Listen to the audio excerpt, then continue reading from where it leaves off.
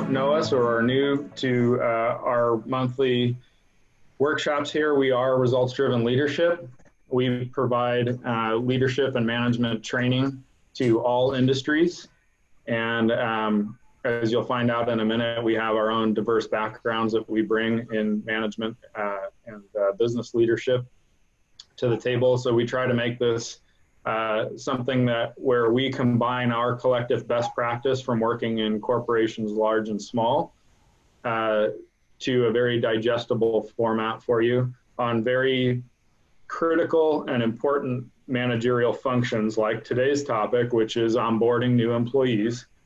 And again, we bring what we believe is very industry agnostic, real world things that work in every industry. I can tell you that all the industries that we've worked with so far over the last few years, which is a pretty wide range of industries from aerospace to healthcare to real estate to construction to restaurants and hospitality, the stuff that we share with people is pretty much universal and resonates for everybody. And so we try to deal with it in a general sense, but then we also offer coaching to help you with your specific needs as well. So with that, just want to kind of emphasize a little bit the importance of employee onboarding. And we have a module on the hiring process as well. But today we thought at this particular moment in time, the employee onboarding process is really critical and probably pretty unique compared to some of the other times in history where we've done employee onboarding. One of the things that makes this particular moment in history kind of unique across the board is that many companies are possibly rehiring people that they had to furlough or let go over the last couple of months, which adds another sort of wrinkle that we want to address today. And then hopefully you have the scenario of, business getting back started and possibly hiring new people as well. So by the chat function, does anyone want to just chime in? Is there anyone on the call who is going through a rehiring process right now? So bringing back people that you've had to lay off or furlough over the last couple of months. Does that apply to anyone? Or you could just raise your hand. Yeah, for those who are on video, raise your hand. No, that's going to be especially pertinent to people in industries that have had to actually shut down over the last couple months. And then hopefully, I imagine you wouldn't be on this webinar if you didn't have some sort of hiring going on right now. So we are going to address, we've kind of tweaked our content today to address both the regular hiring process and the rehiring process. Again, if you're going through either one of those and have some unique circumstances right now that you have to address, we are really dealing with some very unique and unprecedented times. And I know that the word gets thrown around a lot, but even for example, bringing people back into your environment or new people into your environment, and how are you going to protect them and how are you going to protect each other? Those are things that have to be addressed at this point. That's the new reality. So with that, I'm going to let Tony and Vaughn introduce themselves. Let's start with you, Tony. Yep, Tony Penn. Been in the hospitality restaurant industry for a long time, and as different levels, whether I owned restaurants or I was an executive for large companies, and I've grown a lot of concepts from small to large, which had its own set of issues, and of course during that process, having onboarded hundreds of people or thousands, however many it was, and really got to understand the importance of it and how that initial perception really makes a huge difference with regard to their perception of you as a boss and a company in general. So yeah, looking forward to sharing some of those best practices. And I'm Vaughn Sigmon. I've got a background primarily in retail, 40 years, and as a retail executive, I worked for department stores, specialty. I ran performance bike shops for a number of years, Kohl's department stores, and I retired from CarMax about 7 years ago, and where I ran the West Coast for them. And as Tony says, and Danny alluded to earlier, I've worked with a very diverse group of companies since I retired and co-founded this business, my executive coaching business and training business. And it's uncanny how common the challenges in running a business, managing a team of people is, regardless of the industry. Yeah, you've got some specific needs, but we have found wholeheartedly that no matter what business you're in the people business. And the better you are at introducing people back into your organization after some time away, or brand new people into the organization, we saw this opportunity as one that, hey, it's a great time to reset. If I've done some things that I've missed in the past, or shouldn't have done in the past, or skipped over in the past, now is a perfect time to bring some furloughed employees back in, laid off employees. I'm more than certain I'm going to be hiring new employees over the next year. Let's do it right this time. So I'm really happy that everybody's joined us today to find out the right way to do it. So with that, I'll turn it back over to you, Danny. Thank you, Vaughn. And my name is Danny Lanz, and my background is primarily in the aerospace and defense industry. I worked my way up from quality assurance engineering and manufacturing engineering up to senior executive roles. I've run companies as small as 15 people and as large as a couple of thousand multinational companies, and dealt with resources and employees and spread out as far as 46 countries. So onboarding challenges that were not only technical, but cultural as well. And I still work as a fractional executive and COO type of level. So I try to keep my hands in the management game as well as so I can practice what I preach. And so we come again from some pretty diverse backgrounds. And I think, one of the things you'll hear today, and has been really fun for us as we've put these curricula together, is that despite our diverse backgrounds, we see all this stuff very similarly. And we recognize that doing these things the right way, as we're going to share with you today, is pretty universal. So one of the things that has been a big challenge over the last couple of years has been finding new people, right? Because the economy was absolutely crushing it. Unemployment was historically low, and it was very difficult to find top people because they were all employed. And we probably don't have that problem anymore because a lot of people are available to work now. But retaining people is still a very critical function of your business because turnover is very expensive and very time consuming, which time consuming is also expensive. So we cannot stress enough that the proper hiring and onboarding process is extremely critical to retention. If you don't bring somebody on well and their first few weeks is not a positive experience, if they don't feel like you have your act together and you were expecting them and you had a plan for them, chances are their mind is already adjusted to, well, at least I'm getting a paycheck, but I'm probably going to be open to what else is out there.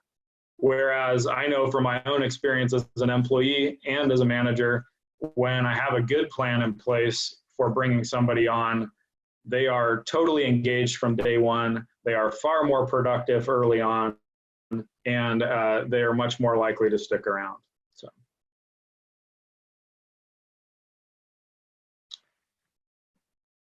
So, one of the things, some of the things we'll cover today are, having a plan in place, essentially having a very thorough plan in place for how you're going to onboard someone. It starts before their first day, very importantly, and carries through sometimes as far as 60 to 90 days or more, depending on the role and depending on how much training and internal training you have in place. we're going to share with you today 14 of the best practices associated with successful onboarding. And again, use the chat function if you have any questions. If you're able to, through via chat, any experiences, any good experiences with onboarding, any bad experiences with onboarding that you'd like to share, now would be the time to add those in. So we just kind of get a little bit of a dialogue going. Does anyone have a good or a bad example of some onboarding that they've either been participant to as an employee or as a manager? I can tell you a personal one. So I started my career at Northrop Grumman, which at the time had 130,000 employees. So you would think that they probably had a pretty good idea of how to onboard people. And every week in my staff meeting that I sat in, my boss would give me new assignments that I needed to conduct in either Microsoft Excel or PowerPoint.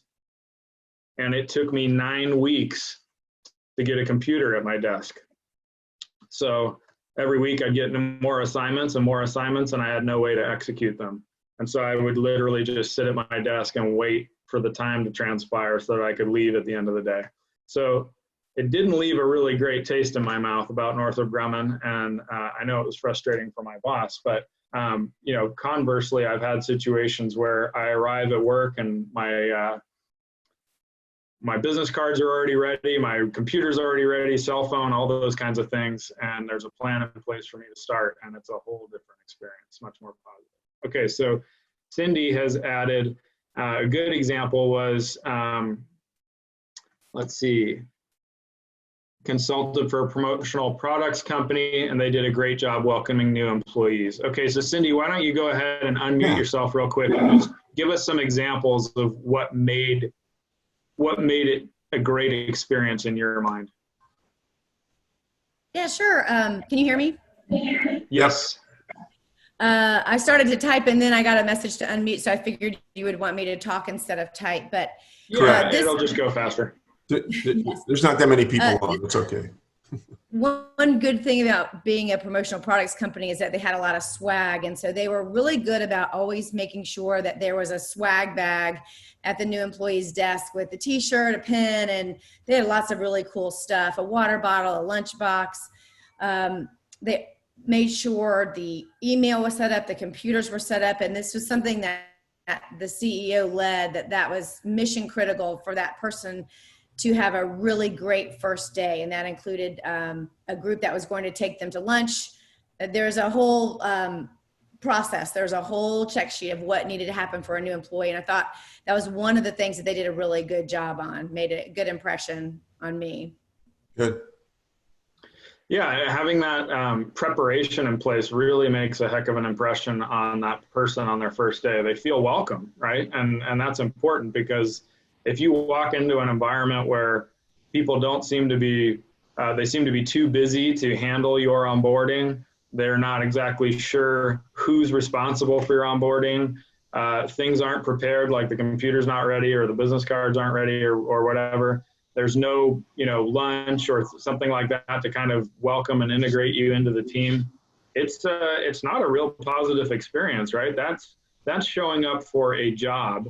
And what we're trying to do here is get people to show up for a career, right? And a place that they're going to want to be long term. So thank you, Cindy. That was a good example. You could probably just teach the class at this point. So, all right, Tony. All right. So, Danny kind of brought it up about what's new in the world today versus 6 weeks ago. So, and it's pretty real, and depending on the business that you're in will kind of dictate how much you're having to deal with what that onboarding process looks like, whether it's for somebody that you're hiring new, possibly to replace someone you laid off, or bringing back furloughed employees that were either not working at all or only working a little bit. The problem that a lot of businesses are having is there is no blueprint for it. Danny mentioned it's unprecedented. We got a lot of old dudes here on the call that are running this thing, and we've never seen anything like it, and we've seen a lot. So the fact that there is no blueprint has some specific elements, emotional elements that are critical when bringing your employees either back on or on for the first time. And because there's something that generally you didn't have to deal with before, and that's fear. Maybe the fear of starting a new job might have been something that you had to deal with, but the fear of people's personal safety and health was generally not something you ever had to deal with. So there's a tremendous amount of anxiety out there.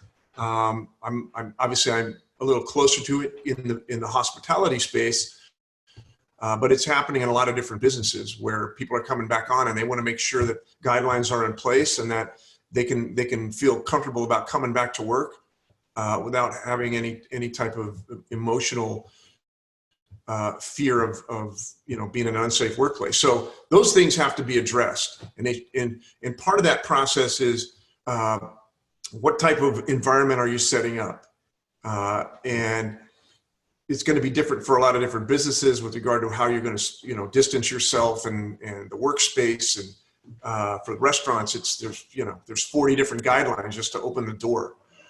So it's going to vary depending on your business, but creating that positive environment is going to end up falling on you as the business owner or the manager to ensure that you create that type of emotional feel that this is a safe place to be and a place ultimately that they want to be. The other issue that we're dealing with out there right now too is why should I come back? I mean, what's the point? If I could sit at home and collect unemployment insurance, what's the advantage? And stay safe, what's the advantage of coming back to work? Now, not to get in all the legal issues of, well, eventually you're going to have to if you're given an opportunity, but there also is an executive order out there is that if you don't provide a safe space, then people can always come back and say, hey, I'm just going to continue to collect unemployment insurance because it's not safe to go back to work. So that part of it is something you're going to have to deal with. And so it becomes now, the point being, it's more important now more than ever to make this a priority if you haven't already done so. And like I mentioned, people, and Danny mentioned this too, is like people create that perception right off the bat. So if it's perceived that you actually do care and that their safety is important, then you're going to create that initial feeling of, okay, I'm welcome here. I feel good about it. Let's get to work.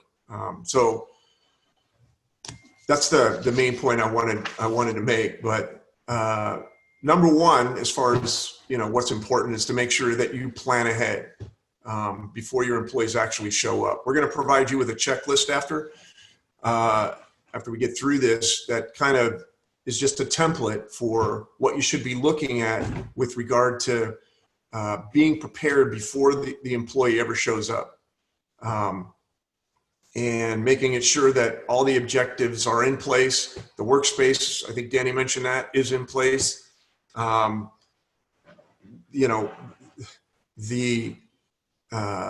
situation will depend upon what kind of business you have, but in the world that I'm dealing with, there's a series of different guidelines and processes that need to happen before I bring anybody back on. And just making sure that those are all, without going through those individually, just making sure you have all those prepared and ready to go. And that make sure that, the last thing I would say is in this difficult day and age, you're going to be the one that has to make sure that it's a priority.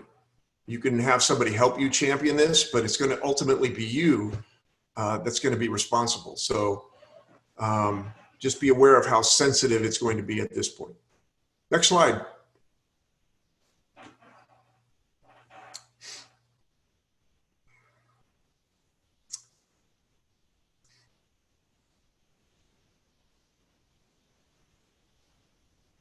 There we go. How's technology going over there, Danny? Pretty good. 2 is providing clarity about expectations. Again, I'm not going to overemphasize how important it is now, but it's important now. Whether you're going to a new job or rehiring, the expectations regarding what you need from these new or rehired employees, what role they play in all of this is going to be extremely important. And the process of being able to create clarity becomes even more important as well. Because you might be all clear in your mind, but you might not have that level of anxiety and fear that another individual has, either starting a new job or in the COVID-19 world. So be prepared to be even more clear on what it is you expect from people at this time. Make sure that the feedback in the conversation is continual, so that you're asking the question to the individual to make sure that they understand what it is you're talking about. And don't take anything for granted. What may be tedious and repetitive to you could be brand new and exciting to people that are coming on board. So clarity is key. Danny? By the way, if you have any questions, you can stop us at any point. This is really important right now. And I have clients where I'm working on job descriptions, because job descriptions have changed, certainly in the industry that I'm helping a lot of people out in. There really isn't a better way to outline the expectations that we just talked about in a written format, and to have a clear understanding of what those reporting relationships look like than a really comprehensive and good job description. The more uncertain people are about their responsibilities, the more likely that they're going to get frustrated. And that has a direct impact on retention. So having clear and understood and compelling and comprehensive job descriptions are critical. In the world I'm in, we're rewriting job descriptions because the job descriptions have changed. What somebody might have done as a server in a restaurant is completely different now. There might be some of the things that are still the same, but there's a whole additional set of responsibilities that exist. And it's important to make sure that they're documented so that there's clear understanding. The other thing that I think is really important about job descriptions is to make sure that those job descriptions are aligned with the performance reviews, meaning that one feeds into the other and vice versa. So if your job descriptions are clear and comprehensive, when it's time to do reviews, it becomes a lot simpler, because it's just a question of did they meet the requirements of that responsibility, and how well did they meet it? So I also use job descriptions for people that wanted to be promoted. So if somebody was an assistant manager and they wanted to be a general manager, I would create the roadmap to that process by looking at a general manager job description. And let's look at everything that's on there, and let's see what it is that you need to do and what we can work on from a developmental standpoint so that you can get to that point. And the last thing about job descriptions is just be prepared to periodically rewrite them, because who knows what's coming next. That's all I got. And let me just throw one thing in when it comes to job descriptions. Sometimes job descriptions are treated as a fundamental exercise that needs to be put into an employee manual or a human resources manual as a check mark. Yeah, got job descriptions. And I can't tell you from an onboarding standpoint how critical effective job descriptions are, because day one, hour one of the first things you want to do with a person either joining you or even returning to work, and again, this could be a do-over for anybody that's returning furloughed or laid off employees. You bring them back in, and let's do this right this go around. Let's cover your job description in detail. Let's talk about what's expected of you. Here's what good looks like, to Tony's point earlier, but sit down and discuss the job description. I've seen so many managers delegate onboarding to human resources department or to an administrative assistant or somebody like that, because they treat it as an exercise. And what they're missing is that very first few days of bringing somebody back into your organization or into your organization is creating that glue. And if anybody's ever heard of the Gallup Q12 or the 12 engagement questions that Gallup does with thousands and thousands of companies across the world, the very most important, the number one question they ask, the first question on the list that you have to get right in order to have an engaged workforce is, I know what's expected of me at work. Well, one of those critical parts of knowing what's expected of me at work is an effective job description that really does lay out what the roles and responsibilities are for every position in the organization. And, Tony was talking about rewriting them, no matter the industry, it's a great time. This is a great do-over time. So many people, things have slowed down a little bit for them. They're getting ready to ramp back up. Put job descriptions as one of your to-dos. They go back, take a look at. If you want some advice from one of us on how to write a really good job description, please let us know. We'd be happy to send you over some really strong templates to be able to, and some best practices in order to write one that is truly effective. But the most important part of a job description is the conversation that we have in the very first day of bringing somebody back into the organization. So I'll turn it back over to you.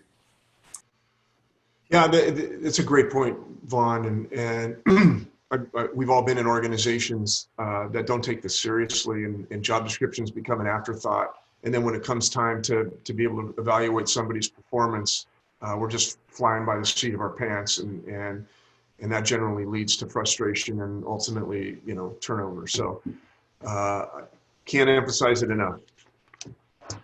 Danny?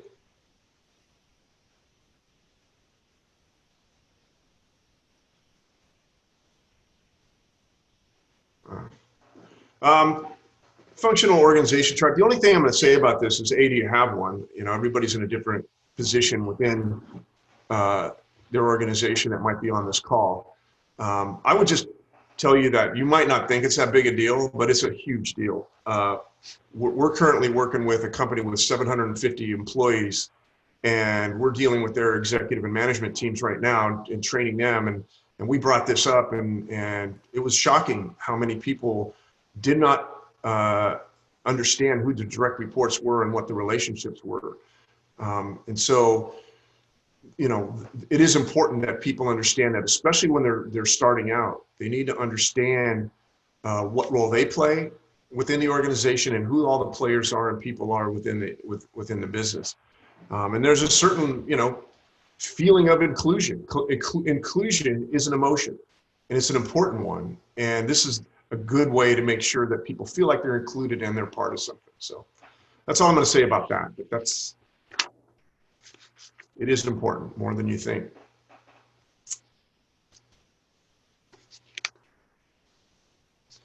Some of this is self-explanatory, but I will say that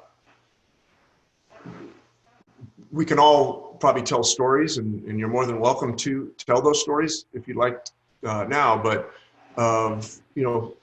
onboarding with a company or joining a company without really any understanding of what the expectations were. And the first thing that comes to my mind is I started as an assistant manager with this group, and when they were recruiting me, they were talking about 40 to 50-hour work weeks. And then when I got on board, I had a really nice orientation where they shook my hand. And the next thing I knew, I looked at my schedule, and I was scheduled 6 days, 12 hours a day as on the schedule. And so if you left after 12 hours, they looked at you like you were slacking. So it went from 40 to 50 to 80.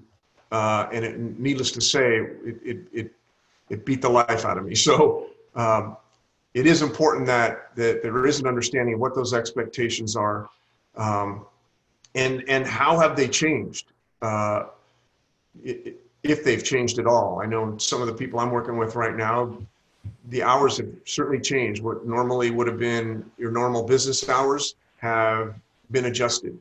And therefore you should understand that before you start. Because a lot of people come in with preconceived notions of what's going to happen. Some of it they just make up in their own head, and some of it may have been, discussed at some other point in the recruitment process. But now's the time to lay those expectations up front so there are no surprises when they actually get rolling.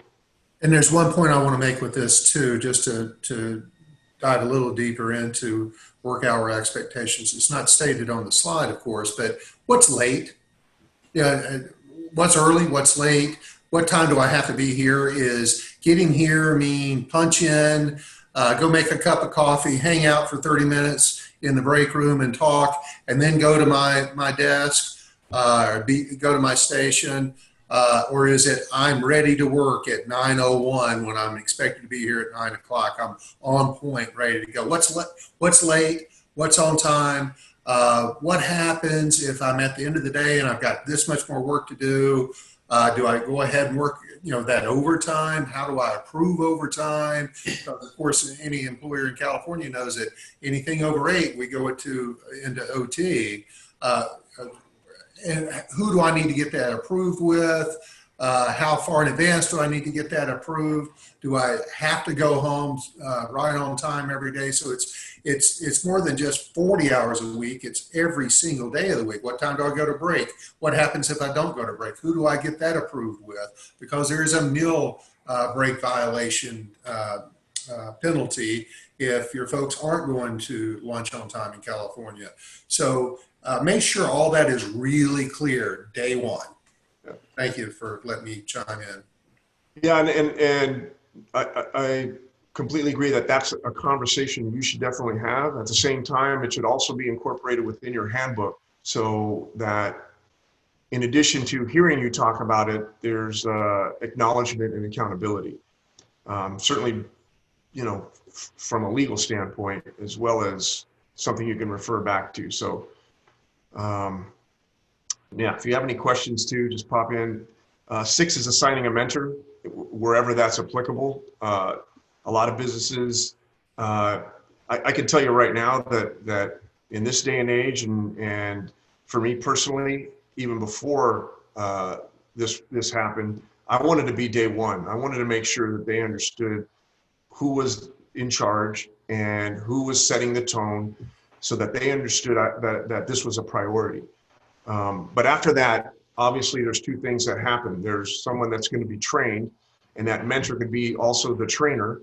But it's just somebody that kind of walking them through the process and is there as a sounding board, so that people feel like if there are questions that need to be answered, they don't have to A, answer them themselves, or B, just get frustrated with never receiving any feedback. So I think it's critical that if you have somebody like that, and designate who that is prior, and maybe there's some training involved to teach them how to onboard, new employees, to go through the checklist to make sure that they understand what the mentor needs to be able to do during that process.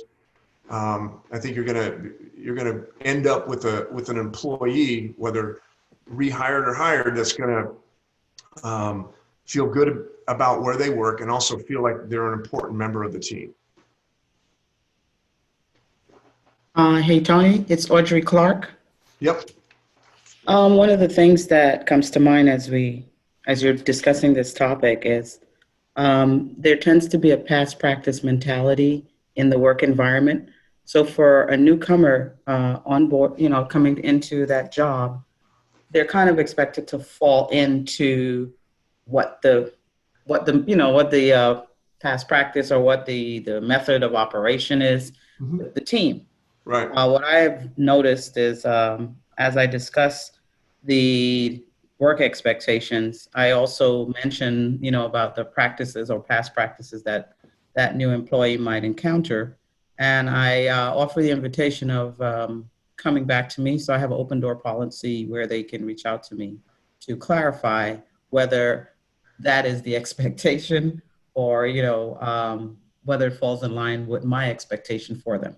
So it's always good to establish that open door policy, texting, emailing, whatever. So and that's a great point. And I think we're going to address that to some degree here in a little bit when we start talking about, presenting the mission, vision, and values and culture and some of the nuances that to the organization that a new person should know. I think Vaughn will get in a little more detail on that, but and you're right, it is critical that people understand what they're walking into and understand what the daily expectations are. So that's a good point. And if I can just add too, with most of these first 6 items here, now more than ever, of course, it's always been important, but now more than ever, when we have safety and safety considerations and health considerations, I would argue that now more than ever, it's important to ensure that the team that is already in place is modeling the right behavior for that new employee. And I'll just give an example of one of my clients put together a very comprehensive safety protocol where everybody gets their temperature checked when they first come to the office. They all have to wear masks. And then he's walking around the office without a mask on. So, and he's the owner of the company. So, it sends a real mixed message to that new employee. So, I would argue that now more than ever, having the established employees embrace and understand not only the legacy policies, but some of the new policies and modeling that behavior. And then, especially with the mentor, that the mentor really understands how to make that clear for that new person. Yes, it's a good point. Thanks, Danny. Obviously, this looks different than it may have in the past, but the importance of it still exists.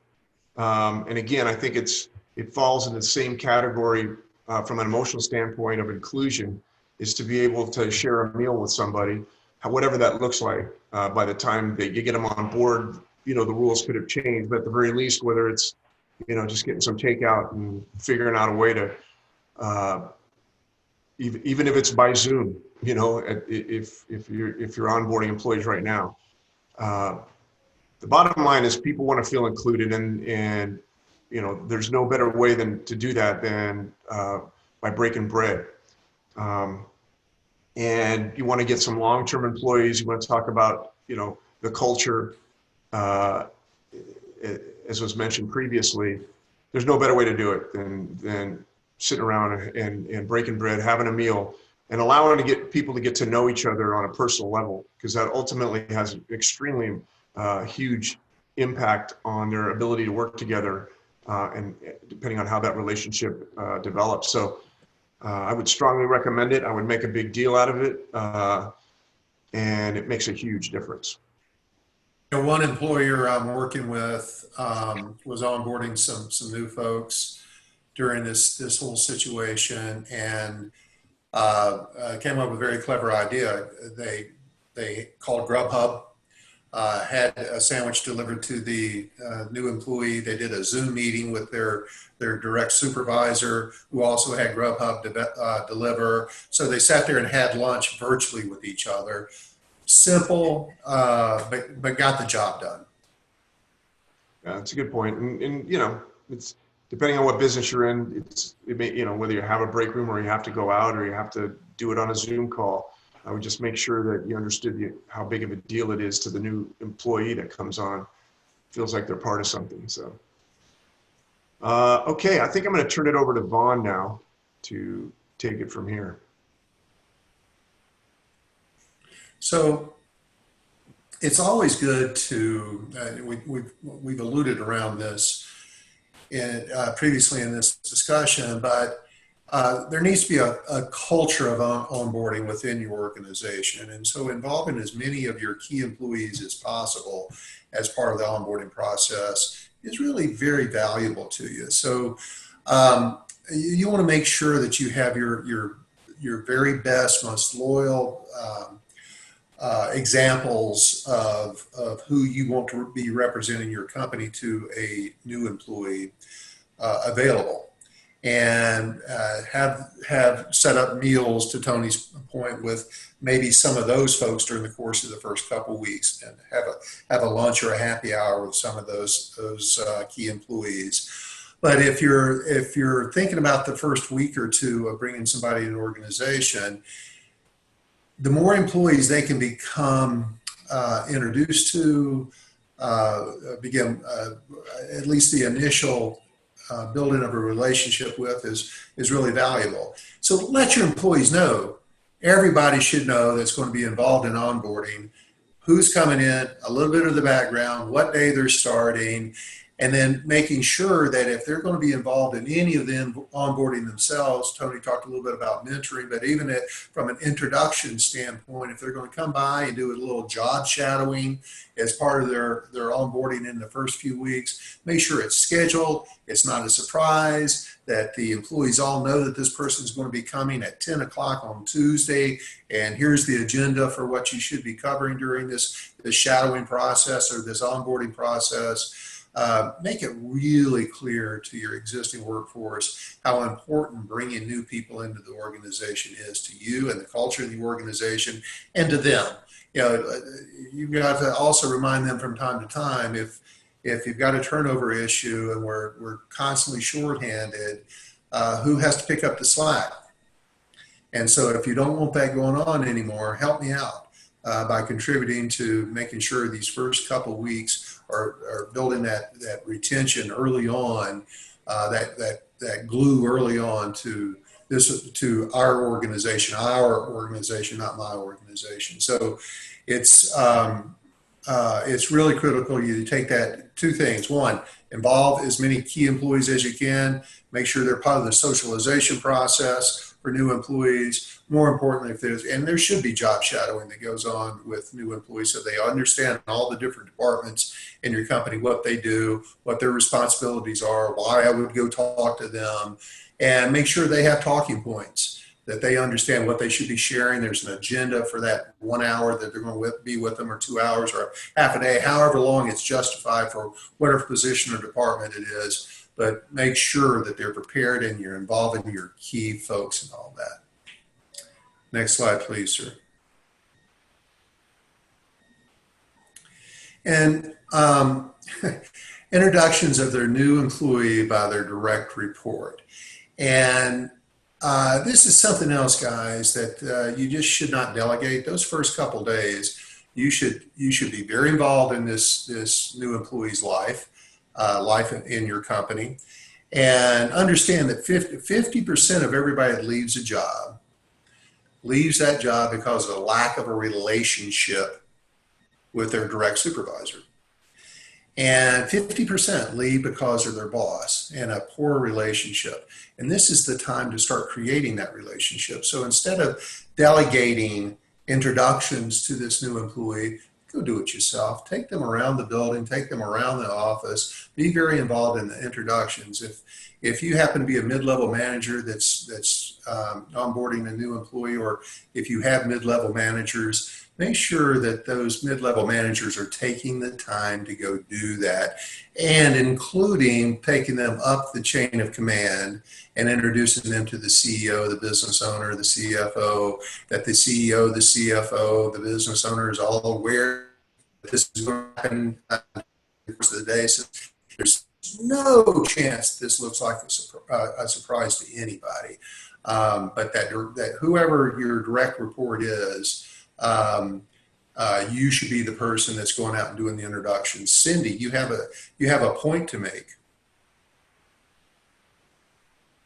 Take yourself off mute and talk away. I just wanted to clarify, when I think of direct report, I think of somebody who's reporting to me, but what you're saying is their boss is the one that needs to be walking people around and making the introductions. Is that correct? Yeah. Okay. Yeah. Thanks. Yeah, sure. Absolutely. Next slide, please.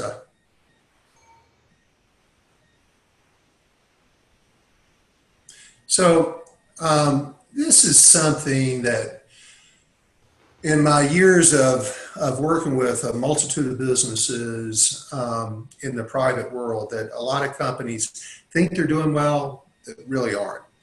And let me talk about the long-term vision, mission, and values of an organization. Very often, this is treated as a one and done.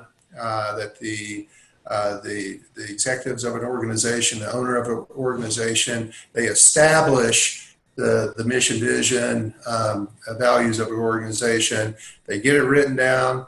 They're done, and it's never to be visited again, or never does get visited again. And if you really want these sort of things ingrained in your workforce, you've got to go back and make sure that it's a very big part of not only the initial onboarding, but ongoing conversations within the organization. But having an effective and usable mission, vision, and description of values in the organization is typically a more in-depth exercise than most companies invest in it. And I can tell you, almost every company I work with, this is one of the first questions I want to understand. What are the values of an organization? Where are they written? And if they're not written, they don't exist. That's just the way it is. Then it's just tribal knowledge. And you don't want that in your organization. The other thing, too, is very often a mission statement has been written. And they may even post it somewhere. But it's never referred to as part of the conversations of an employee's development or their advancement or their training. We've got to make sure that your mission statement for the organization is something that gets referred back to. I've walked into offices and I see this big, beautiful wall that they've hired an artist to come in, and they painted on the wall this permanent mission statement. And if I go around the office or go around the building and I ask people, what's the mission of the company, including the CEO or the business owner of the company, it's something about something.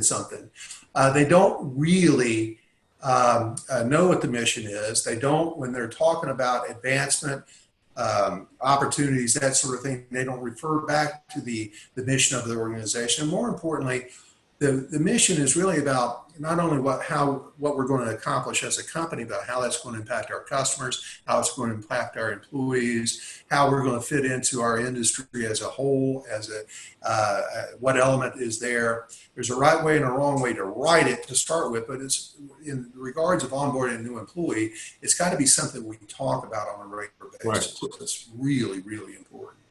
So go ahead.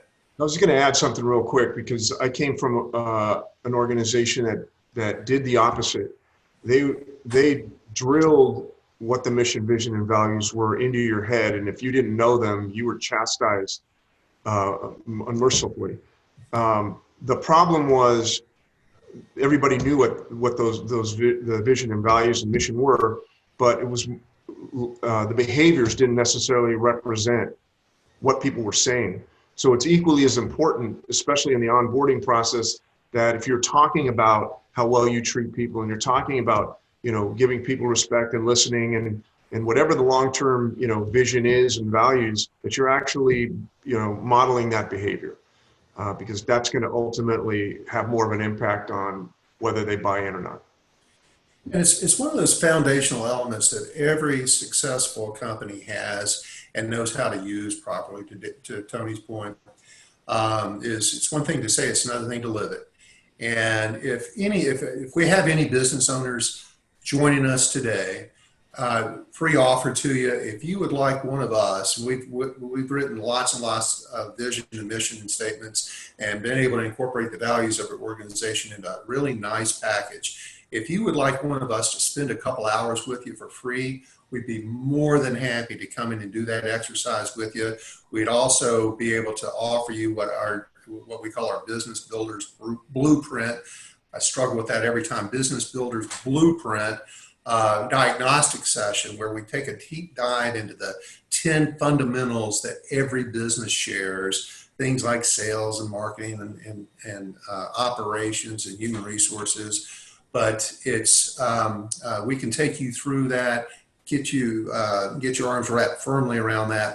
But let an expert, one of us, help you get that mission, vision, and values dialed in, and more importantly, how to execute that so that it really means something in your organization and it's used.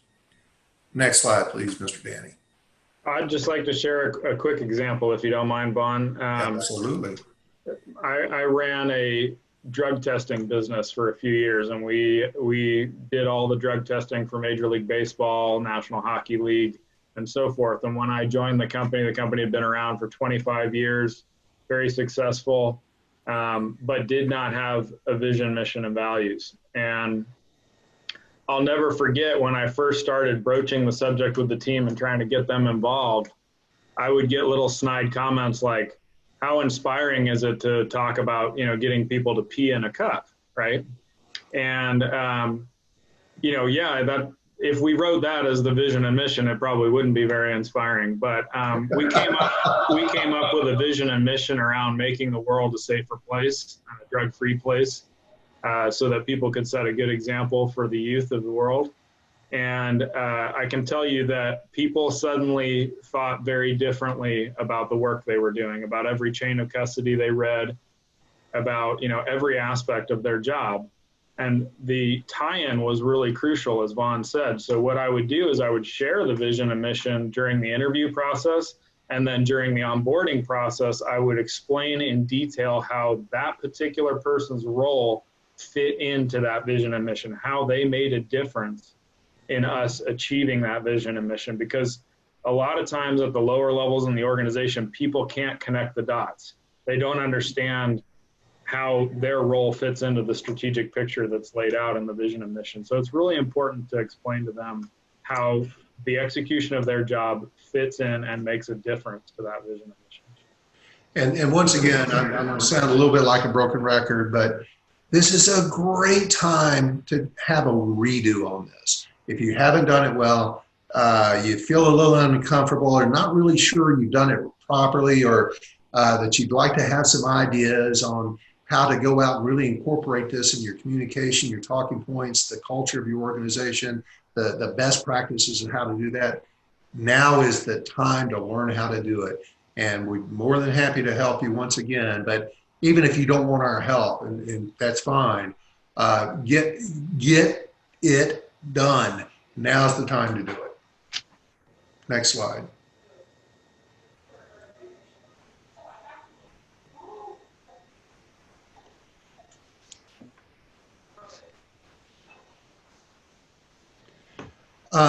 Going over written protocols, processes, policies, that sort of thing. So I've seen this happen so many times. Human resources policies. Most companies have an employee handbook. They hand them the handbook. This is, again, something that's commonly delegated to the human resources department or administrative assistant. They give them the handbook and say, read through that. If you have any questions, I'll be right here, ask. But in the very back is a signature page. And I bet I've watched, 100, if not thousands, of employees just flip through, and just sign. It's a 7-second process. And then let's fast forward 91, 92 days later. Now we're having a problem with this employee, and we want to start moving them out the door. And the question comes up from to me, how do we handle this? Well, did they sign the employee? Is it a violation of policy? Yep, that's a policy in the handbook. Let me see the policy. That's generally where the wheels start coming off. Is they start fumbling around trying to find the policy. It's vague, it's ambiguous. They've copied something off the internet, and it's not really a policy that you can hold somebody accountable with. So I'm not going to dwell on this, but make sure that your policy procedures, they're written, that your employees understand clearly, back to one of the very first points, what's expected of them in regards to these policies and procedures. But the most common of one that drives employers crazy today is the phone and the internet policy. And yeah, it's in the handbook. But just like going back to the mission and vision, if we're not talking about it all the time, or they don't understand why that's an issue, and it's selectively enforced, it's only enforced when somebody's finally just had enough and they explode and they go out and start ripping phones out of people's hands and throwing them into drawers or whatever. I've seen some weird stuff happen. make sure it's talked about on a regular basis. It's enforced 100% all the time. If you really want a phone and internet policy, you got to enforce it. Now, there's all kinds of guidelines around that. There's the width and breadth of how much leeway you want to give employees on that particular policy within the organization. You can define it as minutes per day, or how many times per hour, or however you want to do it. But make sure, again, it's not ambiguous, that it's really clear what the policy is. And most importantly, your new employee that you're onboarding, they understand from the very minute they start that this is how we're going to enforce it. But, and then it's, again, if they go out and they see everybody using their phones all day, and they see people watching videos on YouTube on their desktop computers, and nobody say anything about it, well, that policy just went out the window. So make sure it's enforced. Personal conduct, I've seen this happen more than a few times, is that we get all excited about a new employee. They come to work. This topic has not been discussed with them. We're going to talk a little deeper about personal conduct in a minute. But personal conduct, as it fits within the values of your organization, doesn't get described and discussed at the level that it needs to. And now we're upset because this person said something, it was an inappropriate joke, or they came in hungover, or they're talking about their personal lives in ways that they are really just creating dissension within your organization. Make sure that personal conduct is something that you've clearly defined, and you talk about in as high or as deep as specifics as you possibly can as part of this onboarding process. Hey, Vaughn? Yes, sir. The only thing I would add to all of that is, depending on what kind of business you have, if you're in a situation where you have to switch up specific guidelines for how the office is set up, or anything regarding safety and sanitation, you're going to want to make sure it gets in there in the handbook, because there's going to be some legal ramifications coming down the pike here that we haven't seen yet, with regard to the first person that gets sick for whatever reason. And if you got these measures in place, if somebody acknowledges that you have the measures in place and signs off on it, it's going to help your liability quite a bit. So yeah, just want to throw that in there. Good point. Glad you brought it up. Next slide, Mr. Danny.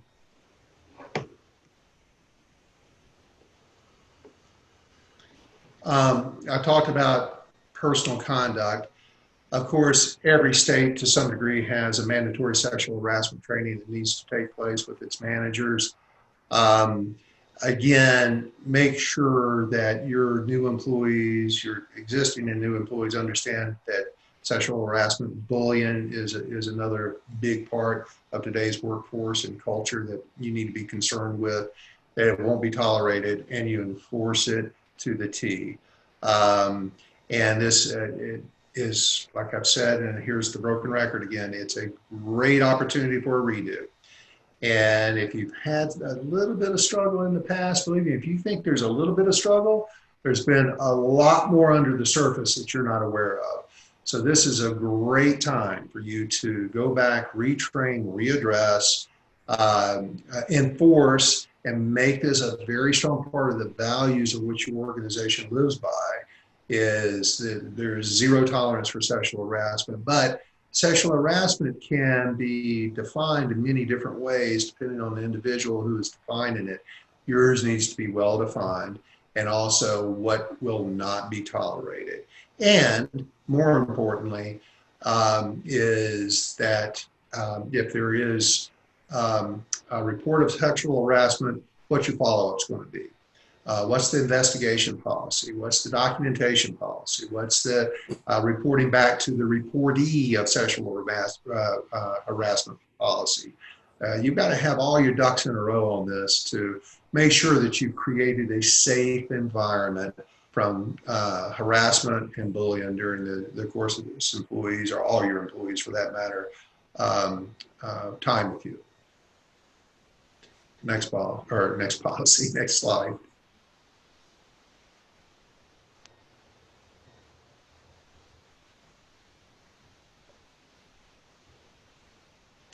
So first of all, if you're doing annual reviews and that's the only reviewing you're doing with your teams now, stop it. We need to work with you on a better review system. Annual reviews they're outdated. They are not effective. They're just an exercise that we can check off as something to be done. Reviews should really be done weekly, weekly as an optimum, monthly as a default, as a regular course of business. And if you don't have a defined monthly performance review with your team members, and they're trained, and your managers in the organization, either you as a manager or the managers who report to you, don't have an effective form or understanding of what a good review looks like, you need to talk to us. We need to help you with that. But knowing what's expected of me, as I talked about earlier, is a critical part of retention with employees: engagement, happiness, satisfaction with their job, and knowing how they're performing with clear guidelines of what's expected of me, regular feedback on how I'm performing against those. Just a real quick story, and I'm going to boil this down to a 30-second story, which is hard for me. McDonald's Corporation, which they're employing hundreds of thousands of people through their franchises. One franchise had out of control turnover in the hundreds of percents. They finally brought in an organization to consult with them, help them with this turnover. That particular franchise had always just said, well, we've got to pay people more to keep them. We've got to pay people more to keep them. And the fact of the matter is, paying people more will not keep them. There's other elements that are almost no cost that are far more effective at retaining employees. And this is all part of this review process. So I know I've already gone over 30 seconds. In the end, as to prove the experiment, this franchise, through this consulting firm, cut what they were paying people, new hires, about 40%, but they added in a daily review by the manager to that employee. Every single day at the end of their shift, every employee in that McDonald's franchise got a 10 or 15-minute performance review. Turnover went down into the double digits, not the triple digits, and they were paying 40% less in payroll. So they were retaining employees, they were more productive employees, they were paying them far less than what they were paying before. The employees were happy, the franchise were flourishing. The point of the matter is, and this is a true story, it's a case study, it's not about money, it's about regular performance reviews. And if you need a little help on how to set up a good performance review process, we can help you with that. It's vital to the health of every organization, or even you as a manager if you join in this from that role. But I love weekly reviews. I like a lot monthly reviews. I despise, and they're a waste of time, annual reviews. So especially annual reviews that are tied to a raise. We can talk about all that as an improved process, but make sure, here's the real point on the onboarding process, is this new employee knows when they're going to be reviewed, what they're going to be reviewed on, who's going to be reviewing them, on what days, weeks, months, and what that's all going to mean to them in the way of advancement and success within their organization. Next slide.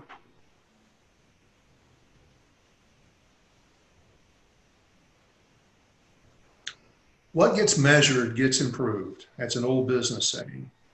And it's shocking to the three of us, Danny, Tony, and I, that how many companies don't have a lot of KPIs. They don't have a lot of goals that are being shared or published or talked about on a regular basis. And then that company is wondering why the employees aren't engaged in and doing all they can to make the company successful. I hear things like they lack initiative, they're lazy, blah, blah, blah.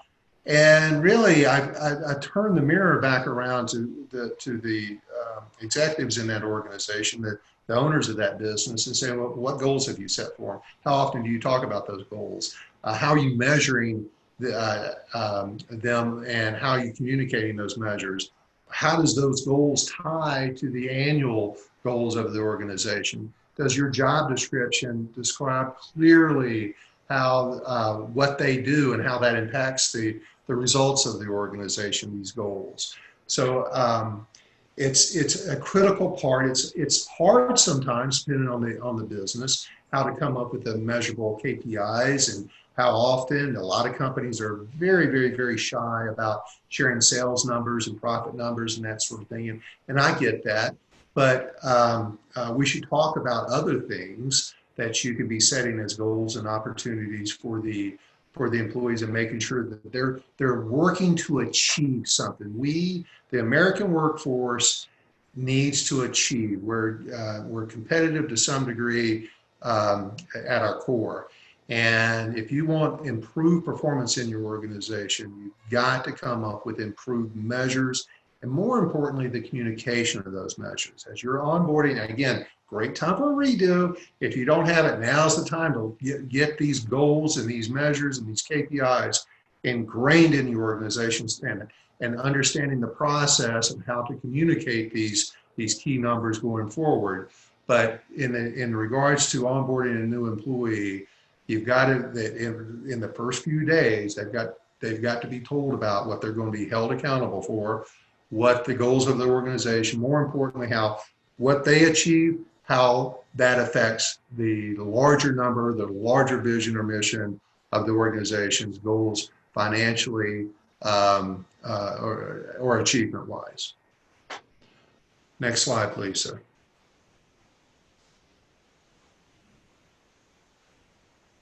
Time for you, Danny. All right, thank you, Vaughn. And Vaughn, did these go out via the link, the exercises? Okay, Many have already downloaded them. Yes. Yep. So if you have the exercises handy, you probably want to bring them up on your screen now, or if you printed them. The first one here is an opportunity to do a self-evaluation and or an evaluation of your organization. And essentially what this is going to do is it's going to help you spotlight the areas that we've covered today where you are the weakest, which then translate to the highest priority items to address in your onboarding process. So it's really that simple. So once you've gone through this exercise, you'll be able to kind of highlight the areas of weakness within your onboarding process that you ought to address first. So for those of us on the call, if you can take a look through some of these real quick, and let's just talk about some of the areas of weakness. So take a look through some of these, and what are the ones that in your organization you would answer with a sometimes or a never? And let's talk about how we might adjust that process going forward. Anyone want to volunteer?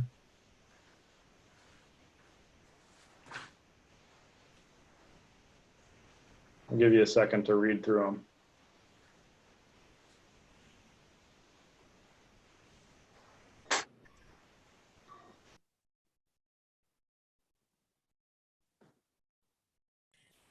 Let me ask Cindy a different way. Cindy works as a consultant and trainer with a lot of companies, and she's done this for a number of years. Cindy, when you're out working with other organizations, what do you see when you look at this list of some of the common missteps or things that a lot of companies aren't doing?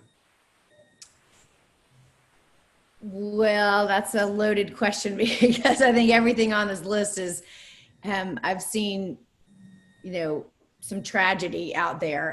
And if there's only one thing you do, I would say the first day of work is so important.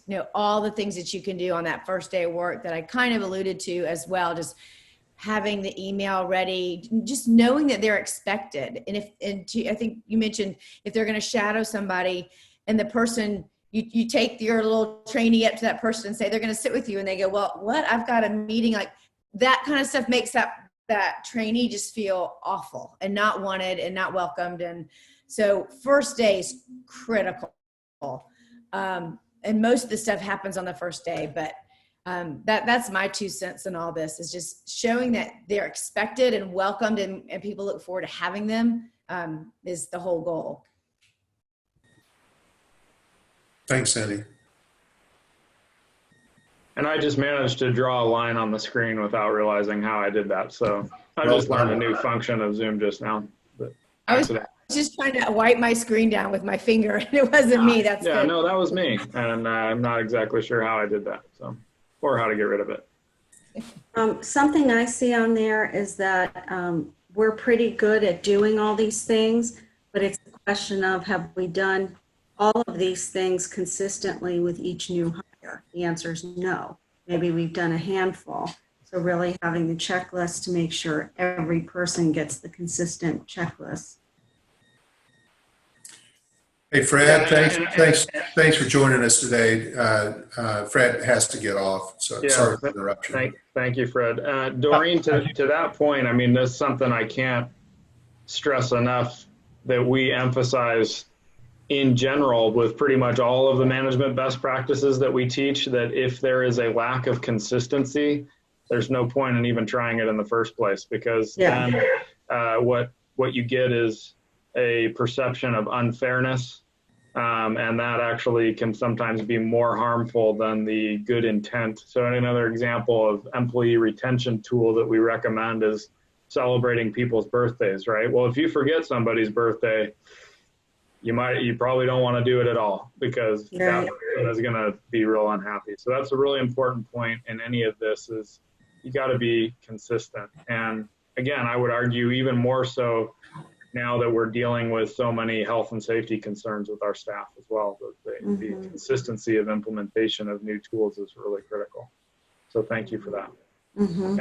Anyone else want to talk about something specific, or better yet, is there a specific area here that you want to address and you have a question for us or for the group on how you're going to implement it? Because we realize that sometimes some of these things seem like a great idea, but you're not sure exactly how you're going to get there. Oh, we got another person that's got to go. Thank you. Thank you for joining us. Anyone have any questions about how to implement some of these things? Some of them are more straightforward than others. I know, for example, the mentor one can be really tough, because the only person that's qualified to be a mentor is really darn busy and needs this person to be get onboarded and be successful in their role, because they're working 60 hours a week, right? And so now, how are you going to motivate that mentor to take the time to onboard the new employee correctly, right? So some of these things sound a little easier than they are, and we're here to help you actually implement these things if you have questions. Okay. Was this form in the main packet? Because I don't think I have this exact form in my packet. Apparently they didn't make it in there. We'll get it out right after. Okay. And again, this is just a good self-assessment tool for your business. So yeah, we'll make sure that gets distributed. And since everybody's, oh wow, my annotation is still on the screen. That's awesome. You got several questions on the chat there, Danny. Oh, thank you, Vaughn.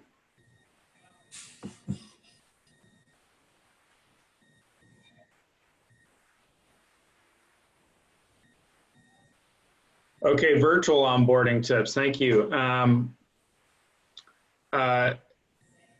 For the office, I would argue that the virtual onboarding can essentially be done the way we're doing the training today. For office folks that are going to be working remotely, you have to use these kinds of tools that are available. You know, it can be very effective. There are going to be people who are more or less comfortable utilizing these virtual tools, and so it may take some practice. That part, I think, will be forgiven by the new employee if they understand that things are a little bit more clunky virtually than they are in person.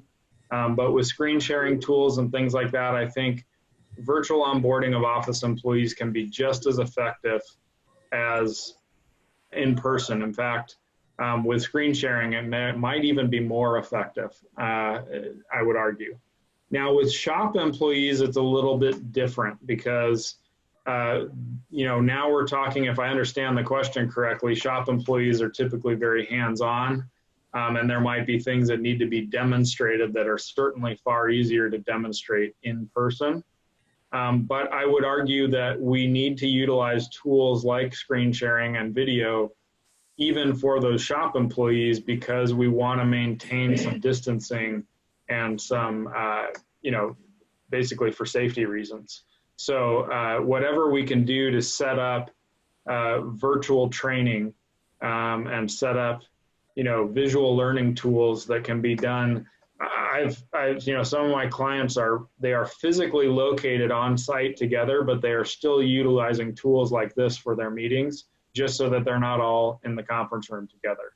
And the reason they are on site is because they're producing parts for rockets, and you can't do that unless you're in a factory. But when it comes to meeting, when it comes to training, everything is still done via video, even though they are co-located on the same site, just to keep the physical distancing maintained as much as possible. Vaughn or Tony, do you have anything to add to that for shop employees in terms of how to virtually train them?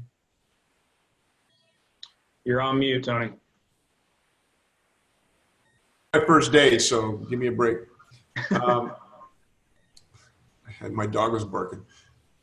So there's two things with regard to the virtual training. That one is, and you kind of alluded to it, but you got to practice this. You got to get on Zoom, if it's Zoom that you're going to use, or whatever method you're using, Google Meet or Skype or whatever. You got to get on there and practice. You got to practice screen sharing. You got to practice having access to the whatever files that you want to share.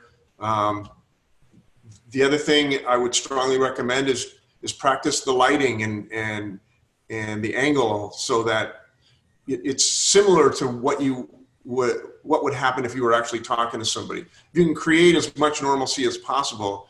I mean, everybody's looking pretty good on here, but I'm sure we've all been on some Zoom meetings where it's just a big dark figure. You can't even see the individual's face or what they're saying. So you definitely want to practice that. And you definitely want to ensure that video is on and not just audio. You want to be looking at somebody in the eyes when you talk to them, whether it's in a shop or in an office. Well, and I'll throw in my 2 cents on this. First of all, if you go back and look at how you onboarded employees, regardless whether they were shop employees or any kind of employee, and you look at your previous agenda, or you look at your previous onboarding checklist, use that as your guide. But now you need to be able to take what you would normally say or maybe even improvise during the course of a discussion with employees, new employee, and you need to get that into some bullet points and make sure you're planned for it. So build an agenda, build some talking points, and then as you go through and you think about step by step how you would normally do this person-to-person onboarding process. Now let's back up. What tools are available to me? In this case, it's Zoom or Meet or one of those. How can I best, to Tony's point, make sure that I am introducing this new employee in the best way, most professional way possible? So you got 2 big priorities here. One, you got to be prepared. You want to make sure you're getting all the salient and important points over to the employee. Secondly, you want to make sure you've got the tools and materials available, and it may include building some kind of PowerPoint, a bulleted PowerPoint that is your agenda. Make sure you're taking them through so that they've got something to follow and discuss. And so that's kind of the foundational elements of virtual onboarding. I can tell you, we're working with a company up in Northern California that is doing a ton of hiring right now and doing all their onboarding virtually. And the report back, the feedback we're getting from every single manager there is, why weren't we doing this all along? This is the best job. Now, they were using our onboarding checklist. They've gone through those courses with us, but they think it's the best approach ever. It's time saving, it's effective, and they're getting things done in ways that they never imagined because had one way to do it. So they've discussed, and they would really like to move all their onboarding to virtual because their employees are primarily field people. So they don't come into a shop every day. So it can be highly impactful using the right tools like we've shared with you today. And then I would just add that, the same tenets of teaching still apply, right? So if, for example, you're going to demonstrate something and then ask the employee to demonstrate back what they've learned, again, with the computer, it's really simple. I'm going to share my screen. Now you're going to share your screen. If I'm teaching somebody how to, slice and cut up, food, or if I'm teaching somebody how to build a part for an airplane, then I want to duplicate the setup that I have as the instructor in their workstation as well. So I'm going to show them via video how to do it, and then I'm going to ask them to try it for themselves. And they have the same tools in their workstation that I have in my workstation, and therefore they can demonstrate the capacity to do what they've just learned. The tenets of teaching remain the same. Well, let's cover those tenets. It's tell them, show them, have them do it, and give them feedback. Mm-hmm. Tell them, show them, have them do it, give them feedback. You've been taught that way your entire life. You just may not have realized it. Okay, any other questions on how to implement some of the tools and techniques we've covered today? That was a good one.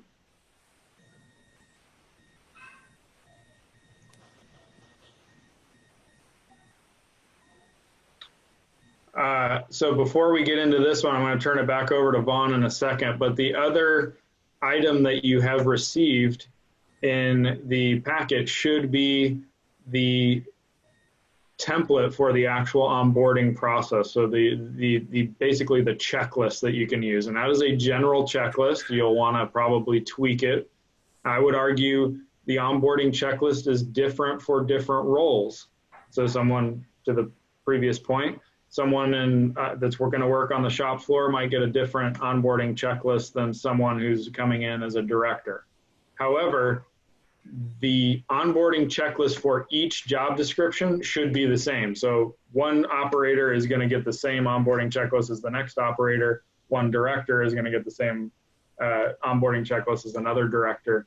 A lot of elements of that onboarding checklist were created by none other than MIT, almost as well known as we are. So if you think we're full of hot air, those guys are pretty well respected. It's a very good tool. It applies to almost every kind of business. And if you go through that again, you'll probably identify some areas where your business is lacking currently that you can bolster to improve your onboarding process. So with that, I'll turn it over to you, Vaughn. Well, I appreciate that, Danny. Thank you all for joining us today. Hopefully you gained some value out of this. This is part of our high impact manager training program.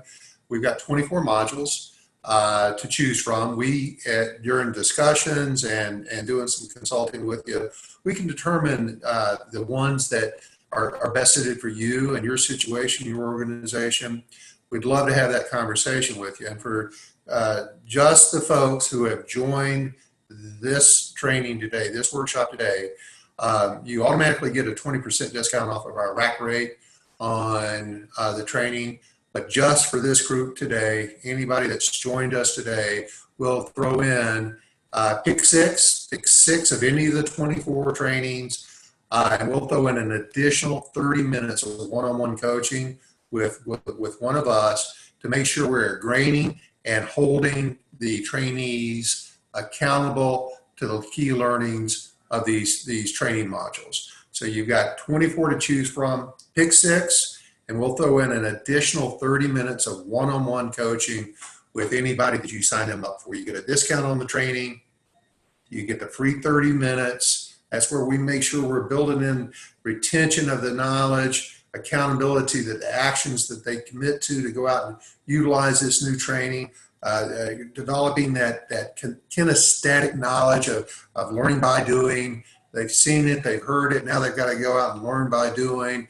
That's where that 30 minutes, that's the highest value part of what we offer, is we make sure that our trainees go out in the real world and apply their learnings from this and get better and better at it. So you'll be receiving an email from me tomorrow that lists out the offer. We'll follow back up with an email to see if you're interested, or call us. Let us know that you're interested, and we can do a consultation to determine which of these modules best suits you for your needs right now. We can work out the price that works for you, but more importantly, you get that free 30 minutes of one-on-one coaching. We've never offered this before, and as part of what we continue to try to do is give back, is we're giving our time and expertise and our experience back to the business community to help you guys out.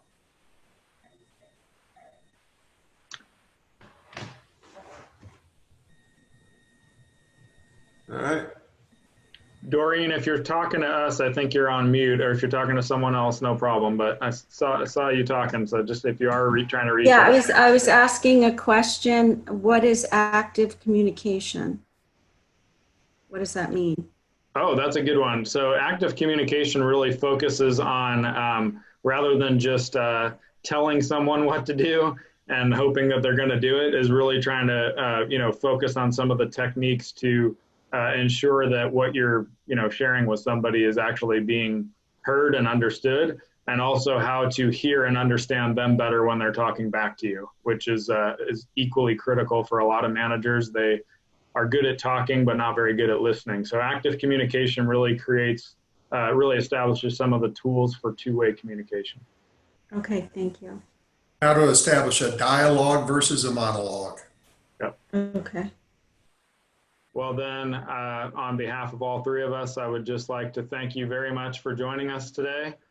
Be on the lookout for future workshops. We're doing these once a month on these subjects that are listed here on the screen. And we look forward to working with you again in the future. Stay safe and be well. Thank you. Thank you.